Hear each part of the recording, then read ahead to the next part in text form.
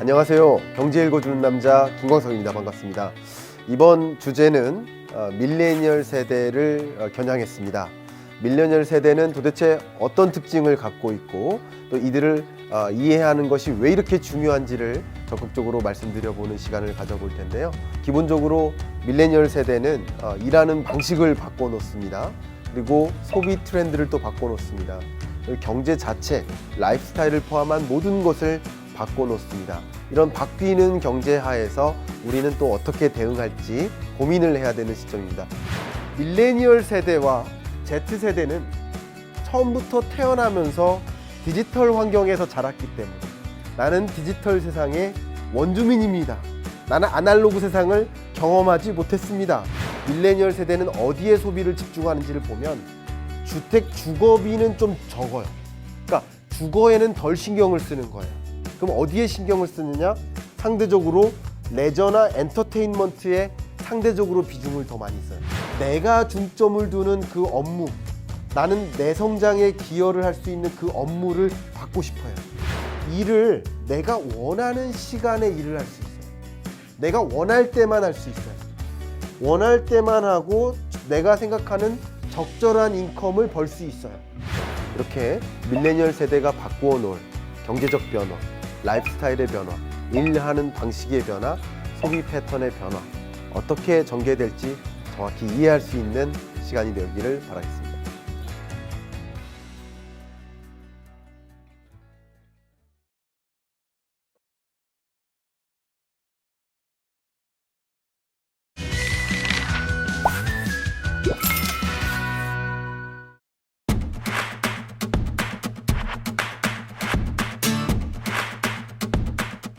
안녕하세요. 전국에 계신 경할몬 여러분, 경제 읽어주는 남자 김광석입니다. 반갑습니다. 자, 오늘 이 촬영 시점은 2020년 1월 31일 브렉시트가 개시된 당일입니다. 이 기점으로 여러분께 많은 이야기를 좀 전달해 드리도록 하겠습니다. 브렉시트가 어떻게 경고화됐고 향후 어떻게 전개될지, 어떠한 숙제들이 남아있을지 이런 이야기들을 여러분께 요약적으로 전달해 드릴까 합니다. 자, 브렉시트라는 것이 이미 결정이 되면서 이제 영국이 EU 회원국으로부터 이제 이탈하는 일이 시행된 것이다라고 볼 수 있겠습니다. 브렉시트라는 것이 2016년 처음 이제 발표될 때 소위 영국 국민들이 뭐 했습니까? 국민 투표를 통해서 EU 탈퇴하는 것이 결정되는 그날 세계 경제에 큰 이변이 있었죠. 말 그대로 파운드 가격, 그때 영국에서 유학 갔다 오신 분들, 그리고 영국의 KPMG에서 일하시던 한 파트너가 KPMG 브리티시에 있다가 UK 지점에 있다가 한국으로 돌아오셨는데 파운드화가 유망할 것 같아서 갖고 있었어요. 근데 실제로 브렉시트가 발생하면서 파운드 가격이 절반으로 떨어졌죠. 그러면 예를 들어 여러분 쉽게 생각하면 내가 2억을 들고 있었는데 1억이 된 거예요. 굉장히 큰 충격이죠. 그게 바로 이제 블랙스완이 나타났다 이런 표현을 당시에 많이 썼었습니다. 소위 말해서 이 블랙스완, 수완하면 이제 백조인데 백조는 흰색이죠. 근데 블랙, 검정색 백조가 나타났다. 그것은 기이한 일, 예상치 못한 일, 이런 일이 있을 수 있겠어? 하는 일이 발생한 거죠. 그런 측면에서 블랙스완이 나타났다라는 이야기를 많이 했었습니다. 어쨌든 그 브렉시트 어떻게 경과가 펼쳐졌는지 말씀을 드려보도록 하겠습니다. 저는 뭐 2019년 경제 전망 때도 이런 이야기를 해드리고 여러 차례 해드렸던 것으로 기억하지만 아주 기초적인 이야기부터 좀 해봐 드리도록 하겠습니다. 먼저 2016년 6월에 국민투표로 EU 탈퇴 선언을 했습니다. EU 탈퇴 선언을 했던 그 시점으로 돌아가 보면 사실 그 정치인들이 그 당시에 EU에 소속되어 있는 영국을 비탄을 많이 했어요. 왜 우리가 EU에 소속되어 있느냐? EU에 소속되어 있으면 영국의 룰도 있지만 EU의 룰도 있거든요. 그럼 EU의 룰을 따라야 되는 거예요. 근데 EU의 여러 가지 룰 중에 EU 회원국으로 오는 수많은 난민, 이민자들이 있는데 그 이민자들이 경제 규모나 뭐 인구 구조나 뭐 이런 여러 가지 것들을 고려해서 이 이민자 수용을 분배해야 되는 원칙이 있었어요. 근데 영국 입장에선 그게 너무도 싫었던 거죠. 영국 입장에서 좋겠습니까? 그죠? 이 소위 인종차별적인 이유도 있지만 난민이 온다는 것은 나에게 부담이 되는 거예요. 내가 세금 내서 이 갑자기 난민들도 부양해야 되는 거예요. 심지어 그 난민들이 가난한 난민들은 종교적으로도 달라요. 이런 것을 너무나 싫어했던 거예요. 영국 국민들은 특히나 그 종교적인 차이, 이슬람 사람들을 너무 싫어했는데 그런 사람들을 와서 내 세금으로 이들을 먹여 살려야 된다? 그거 나 수용 못해 하면서 예상하지 못했지만 실제 브렉시트가 이행된 겁니다. 이렇게 영국이 독일 다음으로 EU로 들어오는 이민자를 이만큼 63만 명 정도를 수용하고 있었습니다. 2014년 당시에. 그러니까 이거 기분 나빠하면서 우리 브렉시트 해야 된다라는 의사결정을 국민이 한 거죠. 실제로 영국인들의 EU에 대한 인식도를 보시면 부정적으로 갖고 있는 그 EU에 소속됨으로써 우리는 너무 많은 피해가 있어. EU 분담금이 있거든요. 소위 어떤 회에 가입을 하면 회비를 내야 되잖아요. 근데 영국은 나름 뭐 맏형은 아니지만 거의 둘째 형 느낌, 독일 다음으로 그 정도 되니까 회비도 많이 내고 이민자도 너무 많이 수용하고 이거 우리 굳이 EU에 가입되어 있음으로 인해서 경제적인 베너핏보다는 좀 손실이 더 큰 거 아니냐라고 판단을 하는데 실제 그 브렉시트가 결정되기 전 11년, 12년쯤에 영국 국민들의 EU에 대한 EU 체제에 있는 그런 룰을 따르는 것 자체에 대한 인식 자체가 굉장히 떨어지면서 국민투표를 실제로 했는데 설마 되겠어 했지만 국민투표 결과 된 거죠. 그렇게 된 거라고 볼 수 있겠습니다. 자, 근데 그 두 번째 이야기를 하겠습니다. 그 브렉시트에 대한 결정이 내려지고 투표를 통해서 결정이 내려지고 그 당시는 소위 말하는 이 프라임 미니스터 이 총리가 이 캐머런 총리였죠. 캐머런 총리가 소위 이 투표를 한 것 자체를 도박이었다라고 비유를 하죠. 근데 어쨌든 감당하지 못하고 총리가 교체됩니다. 소위 조기 청손을 두 번이나 합니다. 2016년 6월부터 시작해서 봤을 때 지금 그렇게 긴 시간도 아닌데 조기 총선을 두 번 하면서 총리가 교체가 되는 거죠. 그 다음 교체된 것이 테레사 메이고 역시 울면서 마무리했죠. 감당할 수가 없었던 거예요. 주로 이 메이는 교착이라고 표현합니다. 그러니까 하나의 이 캐머런 같은 경우는 도박에 비유를 하고 그리고 메이 같은 경우는 교착. 왜냐하면 하원 의원들이 이것을 인정해 주지 않았어요. 그러니까 정부에서 이렇게 합시다라고 브렉시트 계획안을 가지고 오면 EU도 승인을 했는데 영국 내에서 하원이 동의를 하지 않는 거예요.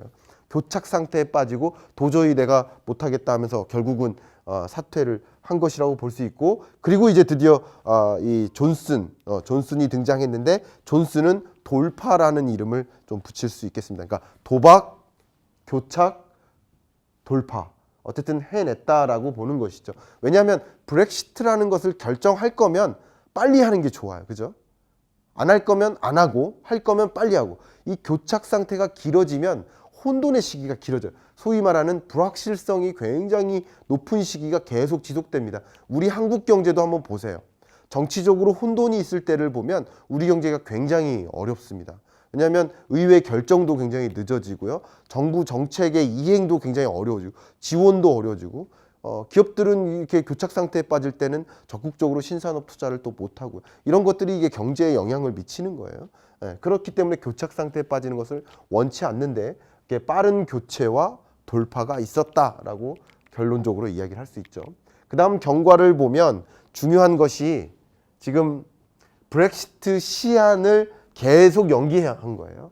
2019년 4월에 브렉시트 하겠다라고 했다가 이제 3월에 하겠다 했다가 4월로 연기하다가 또 10월로 연기하다가 2020년 1월로 연기한 겁니다. 결국 2020년 1월 31일 존슨의 돌파로 브렉시트가 이행된 거라고 볼 수 있는데 이게 계속 딜레이 되면서 브렉시트 의사결정이 딜레이 되면서 영국 경제에 혼돈이 가득했었던 것이죠. 어떤 혼돈이 있었느냐? 경제적으로 보면 영국 런던 같은 경우는 세계 글로벌 금융시장의 금융허브로서의 역할을 1위를 단 한 번도 뺏기지 않고 유지해 왔었는데 뉴욕으로부터 뺏깁니다. 이게 이게 뉴욕이 잘해서 뺏긴 게 아니라 런던이 떨어진 거예요. 떨어지면서 1, 2위가 바뀐 겁니다. 이런 것이 하나의 시그널이라고 볼 수 있고요. 또 한 가지 중요한 것은 영국으로부터 수많은 기업들이 엑소더스 합니다. 가장 대표적인 그 케이스가 이 에어버스의 엑소더스고요. 도저히 영국에서 기업 경영할 수 있겠습니까? 왜냐하면 이제 앞으로 미래에 영국이 EU로부터 빠져나오면 많은 다국적 기업들이, 금융기업들도 마찬가지입니다. 이거 다시 가볼까요? 이 금융기업들이 글로벌 금융 허브로서 역할을 하니까 많은 금융사들이 EU에 진출할 때 영국에 먼저 진출을 해요. 글로벌 금융 허브니까. 근데 여기서 인증 허가를 다 받고 이 영국에 진출을 승인받으면 EU는 마치 한 나라처럼 인정을 받으니까 추가적인 인증 없이 그 밖에 다른 EU 회원국으로 이동할 수가 있어요. 그러니까 영업 지점, 점포를 깔 수가 있는 거예요. 그러니까 이제 EU로 진출할 때 영국을 교두보 삼았던 거예요. 근데 금융 허브로서의 역할이 미진해지고, 그리고 앞으로는 이게 분리 독립하니까 굳이 금융 허브로서의 역할을 수행하지 못하게 되는 결과가 있게 된 거고요. 기업들도 마찬가지입니다. 이런 수많은 기업들이 이제 소위 EU에 수출하기 위해서 영국에서 생산 기지를 두고 EU에 수출을 해왔는데, 근데 이제 굳이 영국에서 생산해서 EU에 수출하려면 관세 내고 수출해, 물론 그런 결과는 안 나올 것 같습니다. FTA 정도는 남아있을 것으로 보고 있습니다. 그럼 어쨌든 이 인력의 이동이라든가 이런 것들이 자유롭지 못하기 때문에 생산 기지와 헤드쿼터를 영국에 두는 게 불리해요. 그러면서 수많은 기업들이 나오는 거죠. 도요타, 닛산, 유니레버, 이런 수많은 기업들이 영국을 이탈하는 엑소더스 현상이 일어나 왔던 것입니다. 그러면서 실제 영국 경제에 어떤 일이 있었느냐, 보시는 것처럼 브렉시트 국민투표 이후에 불확실해지니까 실질 영국 경제 성장률이 이렇게 둔화됩니다. 그죠? 크게 둔화되죠. 그래서 1%를 밑돌게 갑니다. 그리고 달러화 대비 파운드화 가치가 이때 급락하죠. 이때 파운드를 들고 있었던 사람들이 크게 울었었던 시점인 거죠. 근데 좀 다시 반등은 했지만 여전히 이 굉장히 모호해지는 그런 불확실성이 고조되니까 어쨌든 파운드화의 가치가 크게 꺾이고 파운드를 팔고 나오죠, 다. 그리고 영국에 투자했던 투자자들도 많이 나오고, 그러면서 파운드가 크게 떨어지는 것이라고 볼 수 있습니다. 그 다음 이제 드디어 2020년 1월 31일 브렉시트가 개시됩니다. 그리고 이제 2020년 12월 31일까지 올해 말까지는 이 브렉시트를 이행하는 시기, 이행기, 트랜지션 기간이라고 볼 수 있습니다. 이행기가 시작됐다. 근데 이 이행하는 기간 동안 무엇을 할까를 우리는 논의를 해야 돼요. 이게 어떻게 전개될까를 그 시나리오를 들여다볼 필요가 있어요. 결국 영국이 EU로부터 분리 독립했지만 완전히 딴 나라가 될 것이냐, 딴 나라가 아니고 그래도 우리는 FTA 정도는 맺는 나라가 될 것이냐, 아니면 FTA 이상의 좀 강한 바인딩을 갖게 되는 구조를 가져갈 것이냐, 그런 것들을 우리는 시나리오를 볼 필요가 있겠습니다. 주요 경제 기구들은 이런 브렉시트 현안을 어떻게 경제 성장률 관점에서 바라보고 있는지를 먼저 논의를 하고, 그것에 따른 시나리오, 이런 것들도 전개를 해 보도록 하겠습니다. 먼저 유로존 경제 성장률 전망입니다. 보시면 유로존의 경제 성장률을 보시면 미국은 21년 더 하향하고, 그죠? 그리고 일본도 하향합니다. 결국 월드뱅크는 선진국 경제가 20년, 21년 더 안 좋아질 것이다. 다만 세계 경제는 반등한다. 왜냐하면 신흥국들의 반등세가 뚜렷하기 때문에, 이렇게 제가 여러 차례 말씀드렸죠. 근데 유로존 경제를 보면 특이하죠. 뭐냐면 20년이 저점이고 21년 반등한다라는 거예요. 어쨌든 20년보다 21년이 나아진다는 거예요. 그러니까 다른 선진국들의 흐름하고 다른 거죠. 이렇게 보고 있는 이유 중에 하나는 브렉시트가 이제 완전히 이행되는 거예요. 그러니까 가슴 아픈 일을 다 겪는 거예요. 혼돈의 시기가 끝나는 거예요. 그래서 2021년 1월부터는 새로 출발하는 거죠. 그러니까 혼돈의 시기가 끝나고 회복되는 국면에 있다라고 전망하고 있다는 거죠. 월드뱅크가 그렇게 보고 있습니다. 다음, 제가 IMF 경제전망 보고서를 여러분 따로 별도로 말씀은 안 드렸는데 2020년 1월 말쯤에 세계 경제 전망, 월드뱅크의 경제 전망 보고서가 이미 발표가 됐죠. 발표됐는데 이 보고서는 제가 제 블로그에 같이 첨부를 해 놓도록 하겠습니다. 필요하신 분들은 같이 봐 주시고요. 여기서 가장 중요한 이 페이지가 이겁니다. 이 페이지를 좀 더 크게 키워서 제가 이 부분을 설명을 좀 드려보도록 하겠습니다. 자, 보신 것처럼 세계 경제는 2019년, 20년 보시면 반등한다. 20년 반등한다. 19년이 저점이고 20년 회복된다. 그리고 21년 더 회복세가 진전된다. 이렇게 전망을 하고 있습니다. 그 중에서 유로존을 보시면 역시 유로존도 2019년이 1.2, 2020년 1.3, 그리고 2021년 1.4. 다시 한번 보겠습니다. 2020년이 1.3, 2021년이 1.4. 그러니까 2021년이 나아진다는 거죠. 2020년보다는 괜찮아진다라고 전망하고 있습니다. 이런 것들이 앞에 말씀드렸던 브렉시트의 이행이 끝나고 이제 회복되는 국면에 있다라고 전망을 한 것이고요. 영국이 좀 궁금하시죠. 특히 영국을 보시면 2020년을 1.4, 2021년을 1.5. 어쨌든 2020년보다 21년이 나아진다. 그러니까 혼돈의 시기, 가슴 아픈 시기가 2020년 어쨌든 마무리되고 이행 기간 안에 이행되고 21년 이제 좀 회복되는 경로 속에 있을 것이다. 이렇게 전망을 하고 있다는 것이죠. 다음. 여러분들이 가장 궁금해하시는 그러면 앞으로 어떻게 될까? 브렉시트 이행의 시나리오는 어떻게 전개될까? 이 부분이 가장 궁금하실 텐데 말씀을 드려보면 자, 전제를 깔겠습니다. 전제. 이행기 동안은 영국이 EU에 남아있는 것과 유사한 겁니다. 이행기 동안에는. 이행을 하고 나면 정말 말 그대로 떨어지는 건데 EU와 영국이 여러 분야별로 협상을 진행하고 단계적인 어떤 타결을 만들고 하는 것을 추구할 가능성이 높아요. 그렇기 때문에 지금은 어쨌든 EU 회원국처럼 같은 위치에 있는 것이다.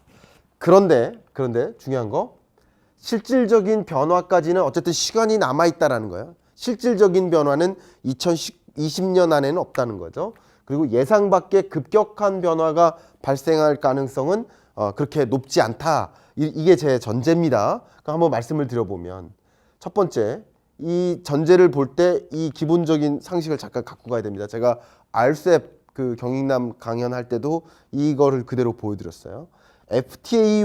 FTA는 여러 경제 통합, 이코노믹 인티그레이션의 단계 중에 가장 낮은 단계다. FTA는 가능하면 뭐냐면 그 국가와 국가끼리 관세만 철폐하는 거예요. 관세 없이 무역하는 거예요. 이해 가시죠? 근데 거기에 더해서 조금 더 나아가는 게 관세 동맹이라는 거예요. 여기서는 더 자세히 설명 안 드리겠습니다. 그리고 그거보다 조금 더 나아가는 게 공동시장, 커먼 마켓. 소위 말해서 여러 생산 요소의 자유로운 이동이에요. 생산 요소 중에 하나는 노동력이죠. 그러니까 인력들이 자유롭게 이동하는 거예요.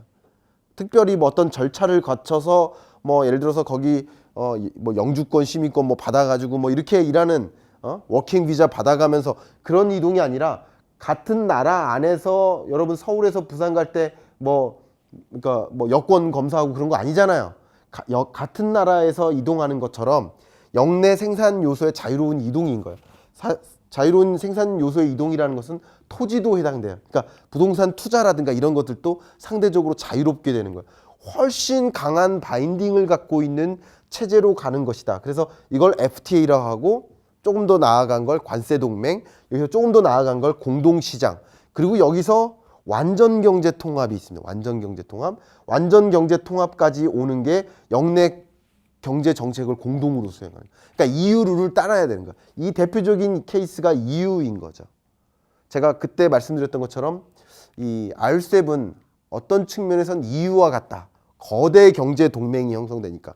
그러나 이 FTA와 완전 경제 통합은 그 바인딩 수준이 다르다. 결속력이 다르다. 결속력 측면에서는 차이가 엄청나지만 어쨌든 거대한 경제 권역이 형성되는 것이다 라고 제가 RCEP을 비유해서 말씀드렸었죠. 어쨌든 지금 2단계예요.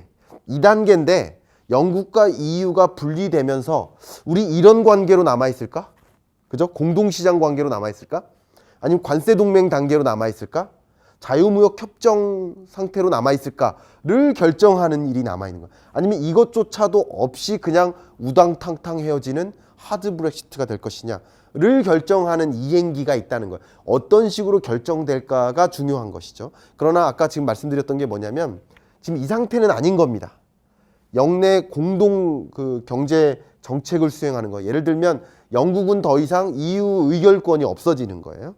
그런 관점에서 이런 것은 아닌데 어쨌든 이행기 동안에는 관세 동맹 공동시장의 단계만큼은 유지되는 것이다. 이행기 동안에 이런 유지되는 상황 하에서 그러니까 큰 이변은 없는 거예요. 근데 이 동안에 뭐 한다는 거예요? 이행기 동안에 이런 상태로 있을 것인지 아니면 이것도 없는 이런 상태, 그냥 WTO 체제죠. 자유무역 체제로 갈 것인지 그런 체제로 갈 것인지를 이제 보겠다는 것이죠. 이해가시죠?